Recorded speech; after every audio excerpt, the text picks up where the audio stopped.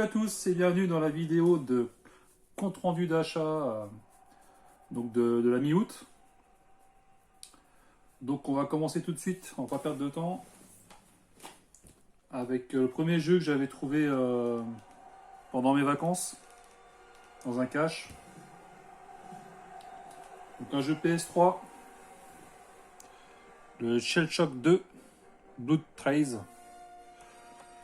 Donc dispo aussi sur PC et 360, sorti en 2009, développé par Rebellion Development, qu'on a déjà parlé pour les jeux Alien vs Predator, le petit Rebellion qu'on voit là.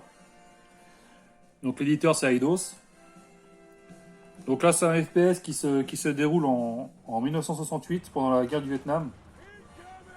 On incarne un jeune soldat américain qui retrouve son frère qui apparemment aurait contracté un virus qui transforme les gens en cannibales. Donc c'est un peu un scénario what the fuck. Donc j'ai commencé, bon c'est pas ouf hein. La difficulté elle est assez élevée quand même. Et le jeu pêche un peu sur ses graphismes et sur son gameplay. Donc c'est un peu dépassé au niveau de la capacité de la PS3. Donc là on est sur le jeu 408. Donc quand on sait qu'il y a déjà Resistance qui était sorti sur PS3 à cette époque-là, le jeu fait un peu vieillot en fin de compte. Donc c'est la suite de celui-ci que j'ai pas fait apparemment qui est pas mal, parce que m'a dit France. Le 1 est beaucoup mieux que le 2. Donc ouais, je continuerai peut-être, ouais. Après il est pas si mauvais que ça hein, le 2 hein. Ensuite, donc il y a Tortap qui est venu à la maison un après-midi pour se boire une petite binouse et puis jouer à quelques petits jeux. Donc quand il est venu, il m'a offert un jeu. Donc il m'a offert le Racing Evoluzione à la italienne. Donc une exclue Xbox. Et j'avais pas vu sur le coup, mais il m'a mis une petite dédicace. Merci mon pote. Ça fait super plaisir. Donc un jeu sorti en 2003 et donc que sur Xbox, développé par Milestone. Donc c'est une société italienne qui est basée à Milan, fondée en 94 sous le nom de Graffiti. Puis en 96 ils ont changé le nom en Milestone.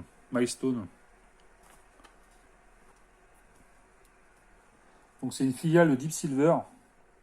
Bon, ils ont fait quasiment que des jeux de course. Hein. Il y a eu Screamer sur PC, Superbike 2000 sur PS1, le Moto GP7 sur PS2, le WRC3 sur PS3 et 360. Et leur dernier jeu en 2020, c'était le Ride 4, qui est sorti sur les consoles actuelles. Donc c'est édité par Atari.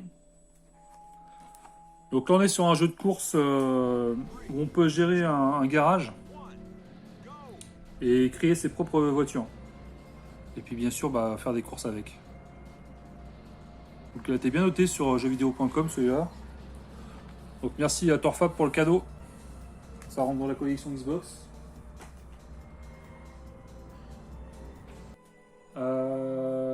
Quand il est venu, Fabien, on a joué à la fameuse petite pad arcade Capcom. Et on s'est tapé aussi des parties en coop de Earth Defense Force, qui est vraiment pas mal en coop. Donc je vous le conseille, si on s'est bien éclaté là-dessus. Je vous le conseille pour un après-midi avec des potes, en écran splitté, c'est pas mal. Ensuite, on va continuer avec Thor. Mais Thor, le jeu, le dieu du tonnerre. Donc sur PS3, sorti en 2011 et dispo aussi sur 360 DS, 3DS et sur la Wii. Alors, à mon avis, sur la Wii, ça doit piquer les yeux. Donc c'est développé par 3 studios différents, hein, bien sûr, comme il y a plusieurs plateformes. Donc sur PS3 et 360, c'est le studio Liquid Entertainment. Donc c'est un studio américain qui a été créé en 99, qui a fermé en 2018. Donc ils ont fait notamment le Battle Realms sur PC en 2001, le Seigneur des Anneaux, la Guerre de l'Anneau en 2003, toujours sur PC, le Rise of the Argonauts en 2008 sur 360 PS3, et puis là du coup Thor c'est leur dernier jeu hein, qui sont sortis.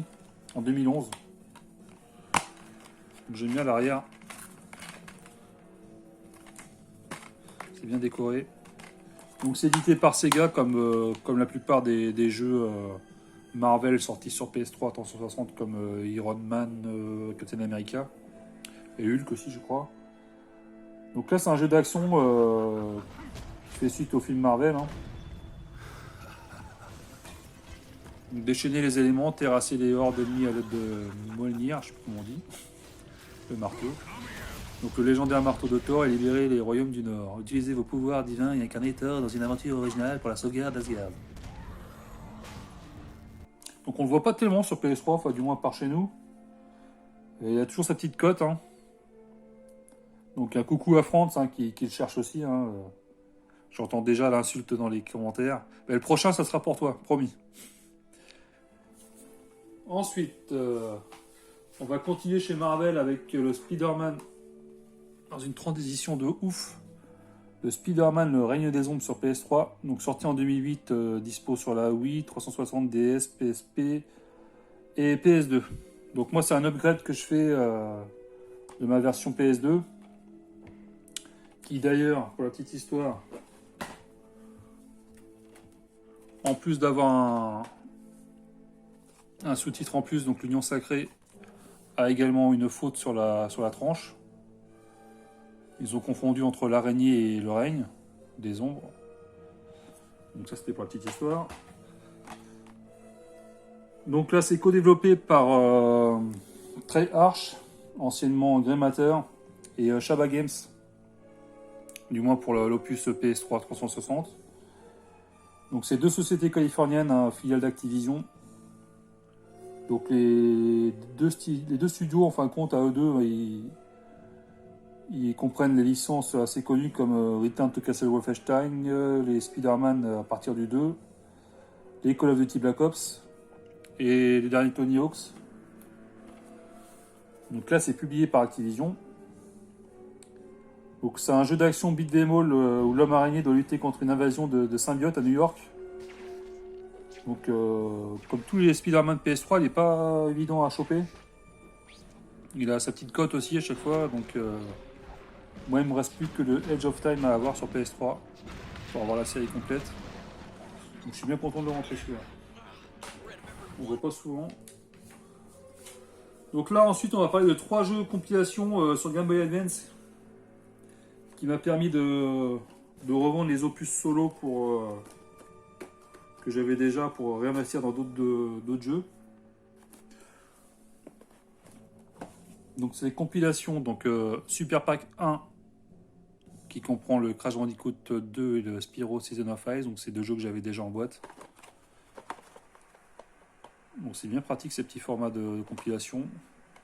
Les boîtes sont très propres, tout est complet. Je suis tombé sur un super vendeur sur Vinted. Le Super Pack 2, donc le Crash Nitro Kart avec le Spyro 2, Season of Flame. Sachant que celui-là, il est pas donné, hein, donc c'est cool de le rentrer comme ça.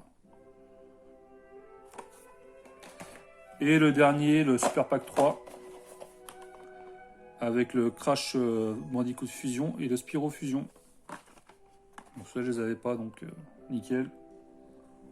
Donc à ma connaissance, dans la gamme Super Pack, c'est les 3 seuls. Après, il existe d'autres packs sur Game Boy Advance, avec d'autres licences. Mais dans la gamme Super Pack, je pense qu'il n'y a que ces 3-là. Et ensuite, toujours en transition de malade, on va parler du jeu Spyro sur GameCube. Enter the Dragonfly, que j'avais déjà sur PS2 mais qui n'était pas complet. Donc là, c'est un upgrade hein, que j'ai fait trouver sur le bon coin. Bon, à part il y a un petit défaut là, j'avais pas vu tout de suite. Ça a pris un peu l'humidité à ce niveau-là. Et puis là, il y a le petit POC qu'on retrouve avec le comment je sais pas comment ça s'appelle, le support du disque quand on appuie dessus. Donc c'est un peu dommage, mais bon, tant pis. Le CD est nickel, la jaquette est nickel. Donc celui-là est sorti en 2002, également donc sur PS2 aussi. Donc c'est développé par Checksy Games et Equinox Entertainment. Alors j'ai pas d'infos sur ces deux studios et ils sont même pas cités sur la jaquette. Comme des fois sur les jeux Nintendo. Ils marquent pas tout sur la jaquette. Hein. Donc c'est édité par Universal Interactive. Donc c'est le premier jeu Spyro de la génération 128 bits, celui-là, qui n'a pas été développé par Insomniac Games. Donc c'est un jeu action plateforme. Avec la nouveauté, c'est qu'en fin de compte, Spyro, il peut cracher autre chose que des flammes, il peut cracher de la glace, des bulles, de l'électricité. Donc je sais qu'ils avaient été décriés après le 3. Ils sont pas trop aimés ces opus-là, mais bon. Après c'est souvent la même chose dans les Spyro. C'est un peu tous les mêmes. Et on va finir par un jeu Capcom qui fait plaisir, que je recherchais depuis un bout de temps pour clôturer ma série sur PS2 des Onimusha. Donc c'est le Blade Warriors. Donc là c'est une exclu PS2 hein, bien sûr, sorti en 2003, développé et édité par Capcom. Donc celui-là il est différent des autres, ou des 4 autres. Le 1, 2, 3 plus je crois que c'est le Dawn of Dreams, l'autre. Donc celui-là en fin de compte c'est pas un beat'em up, c'est un jeu de versus. Donc, Capcom ils ont essayé de nous la faire à la Soul Calibur.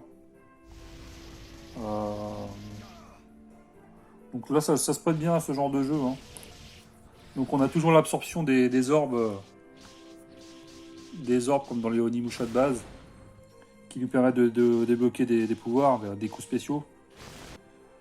Il existe aussi des persos qui sont cachés. Et il y a 2 persos de Megaman. Donc là, vu qu'on est chez Capcom, hein, c'est normal. Donc il y a 2 persos de chez Megaman à débloquer dans le jeu, pour le combat. Donc voilà pour la petite rentrée de la mi-août. Je vous remercie d'avoir regardé et je vous dis à plus tard, salut!